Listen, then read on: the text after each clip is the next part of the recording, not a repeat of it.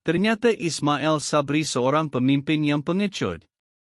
Walaupun kenyataan-kenyataan yang dikeluarkan beliau sejak akhir-akhir dilihat sinis dan tidak sehaluan dengan keputusan parti, tetapi beliau tidak berani bercakap secara terang-terang untuk menentang Zahid dan Muhammad Hassan. Jelas sekali beliau begitu berhati-hati mengeluarkan kenyataan, sedangkan ramai berpendapat sebenarnya beliau memang tidak bersetuju dengan kedua-dua pemimpin tertinggi UMNO yang mabuk kuasa tersebut.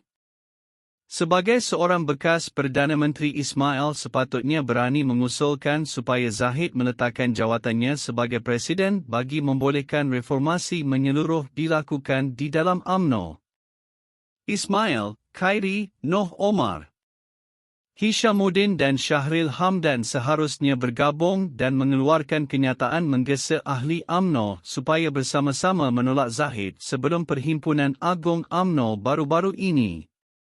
Tetapi kerana sifatnya yang pengecut dan lembik, akhirnya UMNO terus tidak berubah dan terpalit dengan kontroversi rasuah dan salah guna kuasa yang dilakukan oleh sesetengah pemimpinnya yang telah disabitkan kesalahan maupun yang sedang dibicarakan di mahkamah.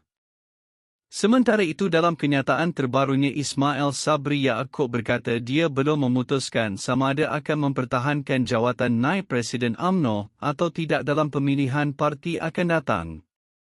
Saya belum ambil sebarang keputusan untuk pertahankan jawatan atau sebaliknya, saya masih mempertimbangkan perkara itu.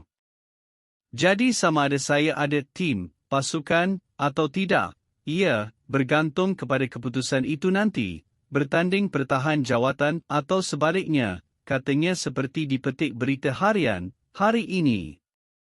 Semalam, Muhammad Khalid Nordin mengesahkan dia akan mempertahankan jawatan itu. Laporan Berita Harian hari ini turut memetik sumber yang berkata, seorang lagi naib Presiden Mahzir Khalid akan mempertahankan jawatannya, manakala Setiausaha Agung BN Zamri Abdul Kadir juga dikatakan akan bertanding untuk jawatan itu. Dalam pada itu, Ismail Sabri berkata Setiausaha Agung UMNO Ahmad Maslan perlu menghormati bidang kuasa Jabatan Pendaftaran Pertubuhan yang sedang membuat siasatan berhubung keputusan Perhimpunan Agung UMNO, PAU, 2022 agar jawatan Presiden dan Timbalan Presiden tidak dipertandingkan. Ia selepas Ahmad berkata keputusan PAU 2022 itu tidak melanggar perlembagaan parti maupun peraturan mesyuarat. Jangan mengambil alih bidang kuasa ROS, kerana jabatan itu baru saja menjawab surat dua pihak yang mengadu perkara itu. Saya difahamkan ROS sudah menjawab aduan dua pengadu itu yang mereka sudah menerima aduan itu dan ROS sedang menyiasat.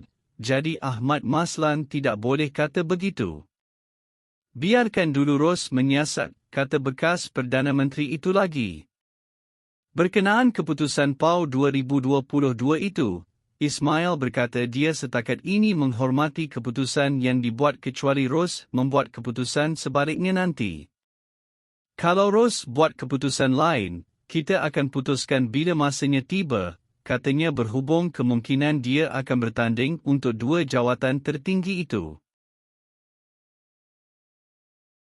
Parti Amanah Negara Kawasan Hang Tuah Jaya sedang mengumpul dana untuk membantu kempen pilihan raya negeri Selangor, Pulau Pinang, Negeri Sembilan, Kelantan dan Terengganu. Sudilah kiranya hulurkan derma ikhlas untuk kami. Terima kasih kerana menonton. Jangan lupa subscribe, share, tekan butang loceng.